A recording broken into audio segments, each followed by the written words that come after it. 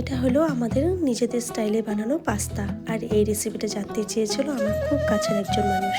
এটা বানাতে লাগছে ক্যাপসিকাম কুচি, রসুন কুচি, পেঁয়াজ কুচি, কাজু গুঁড়ো, টমেটো কুচি আর কাঁচা লঙ্কা কুচি। লবণ দিয়ে সেদ্ধ করা পাস্তাগুলোর মধ্যে একটু তেল মাখিয়ে নিলাম।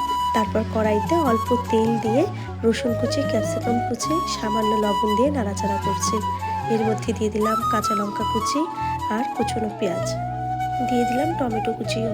এবার ভালো মতো নাড়াচাড়া করতে হবে। অনেকক্ষণ অবধি এভাবেই ভাজা ভাজা করতে হবে, যতক্ষণ অবধি লালচে ভাব চলে আসছে। এর মধ্যে কিছুটা আমি দিয়ে দিলাম আমচুর পাউডার আর দিয়ে দিলাম অল্প চাট মশলা। এবার এর মধ্যে গুঁড়ো করে রাখা কাজুটাও কিন্তু দিয়ে দিব। কাজুটা দিয়ে অনেকক্ষণ অবধি ভাজা ভাজা করে নিতে হবে। জানো তো, একই সব রকম মশলা দিয়েও রান্নাটা কিন্তু এক একজনের হাতে এক এক রকম হয়ে যায়। আমি মনে করি রান্নার মধ্যে মশলার সমপরিমাণের সাথে সাথে ভালোবাসাটাও অনেক দরকার। এটা ভালো মতো ভাজা হয়ে গেছে। এর থেকে কিছুটা আমি তুলে এই হামালদিস্তাটার মধ্যে আমি থেতো মতন করে নেব।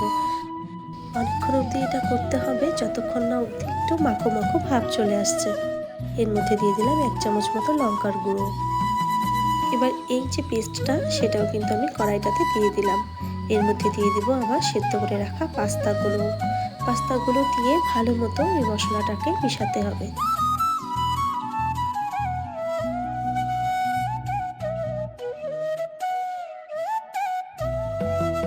ভালো মতো মেশানো হয়ে গেলে দিয়ে দেব সামান্য পরিমাণে ম্যাগি মশলাটা দিয়ে অল্প পরিমাণে জলও দিয়ে দেব।